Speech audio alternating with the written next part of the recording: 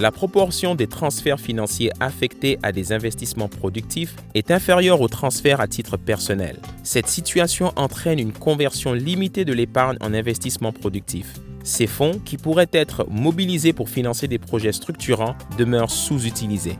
Pour les acteurs publics, le défi est d'orienter cette épargne considérable vers des investissements productifs et des projets entrepreneuriaux. Pour les diasporas, la principale difficulté est le manque de connaissances, tant des acteurs financiers que des solutions financières adaptées à leurs besoins.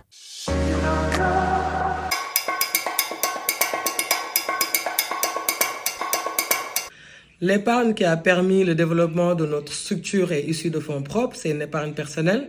Elle est la résultante de la réflexion d'un projet d'entrepreneuriat en Afrique, matérialisé par l'élaboration d'un business plan. Le choix de ne pas nous tourner vers un organisme financier est purement stratégique. Cela nous a permis d'amoindrir les risques liés aux dettes et au remboursement de crédit, nous donnant ainsi la liberté de déployer notre énergie sur ce que l'on sait faire, c'est-à-dire la gestion d'un cabinet de recrutement. On a néanmoins gardé cette option pour le moyen et le long terme dans l'éventualité de difficultés de trésorerie. J'ai choisi de recourir aux économies personnelles plutôt qu'au concours bancaire pour faire face à 2 difficultés majeures: l'éligibilité et un taux d'intérêt de crédit trop élevé qui constituerait une charge écrasante pour une activité en plein essor.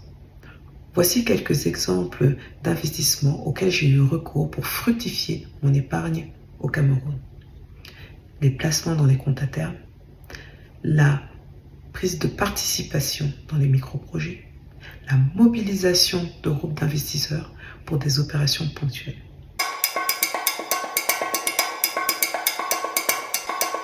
Les conseils et recommandations qu'on peut donner à une personne issue de la diaspora qui désire épargner pour entreprendre est d'adapter son épargne à son projet. L'instauration d'un plan d'épargne est primordiale. Se faire accompagner si nécessaire par un expert sur la faisabilité et la viabilité de son projet.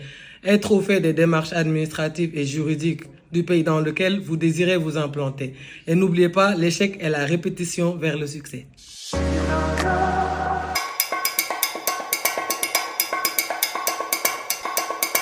Fiatop, c'est une plateforme de crowdfunding en dons qui a financé 72 projets dans 12 pays du continent pour plus de 400 000 € levés. Fiatop, c'est également un véhicule d'investissement qui accompagne de belles pépites à forte valeur sur le continent à lever en capital et dette entre 30 000 et 100 000 €. Fiatop accompagne les entreprises dans l'agroalimentaire, l'éducation, la santé, le Made in Africa. Fiatop, c'est enfin un réseau de business angels, c'est-à-dire plus de 3000 personnes, dont une cinquantaine sont actionnaires des entreprises que nous accompagnons. Ces personnes sont majoritairement issues de la diaspora, ce qui en fait l'essence principale de notre écosystème.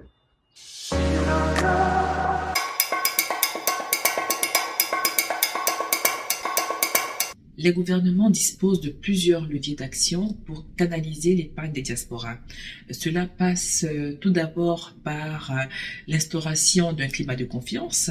Alors ce climat de confiance serait la mise en place d'un cadre politique et réglementaire favorable pour encourager les transferts de fonds vers les pays d'origine.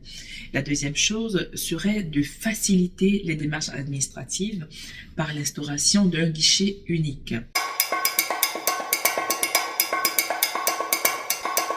Une autre proposition serait l'accompagnement des membres de la diaspora et le financement de leurs projets d'investissement au niveau local.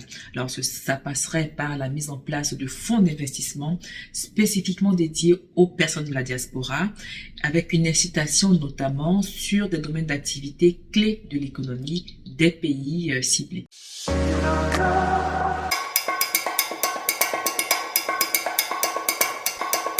Investir au pays d'origine est clairement une valeur commune, je dirais même plus un idéal solidement ancré au sein des diasporas africaines. Alors il est important de rappeler à ce stade que parmi les premières générations de diaspora africaines, beaucoup ont largement investi pour aider leur famille dans le cadre de micro-projets immobiliers, commerce et agriculture.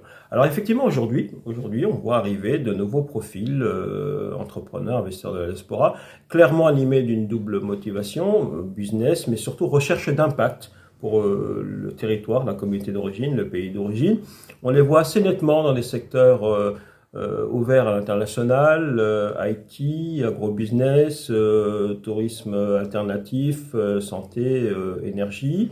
Ils viennent investir leur épargne dans le cadre de petits tickets, entre 50 et 100 000 euros, qui n'ont pas toujours les moyens de perdre, d'où une démarche de leur part, une stratégie d'investissement délibérément prudente.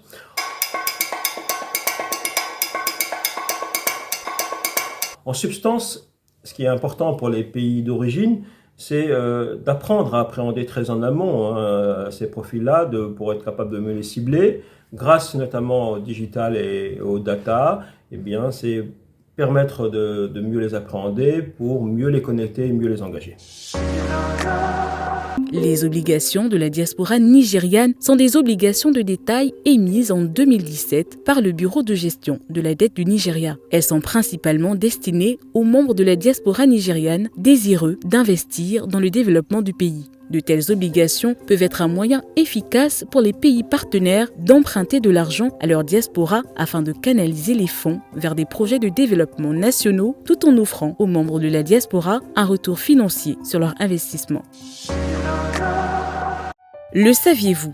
Les transferts de fonds sont devenus la principale source de recettes en devises pour le continent, bien au-delà des investissements directs étrangers et de l'aide publique au développement. En 2021, selon le Fonds international de développement agricole, plus de 95 milliards de dollars circulaient vers et au sein des pays africains au bénéfice de 200 millions de familles. Dans 5 pays africains, ces transferts représentent plus de 10% de leur PIB. Orienter l'épargne des entrepreneurs des diasporas vers des projets entrepreneuriaux peut être un moyen efficace de stimuler le développement économique dans leur pays d'origine ou dans les communautés auxquelles ils sont liés.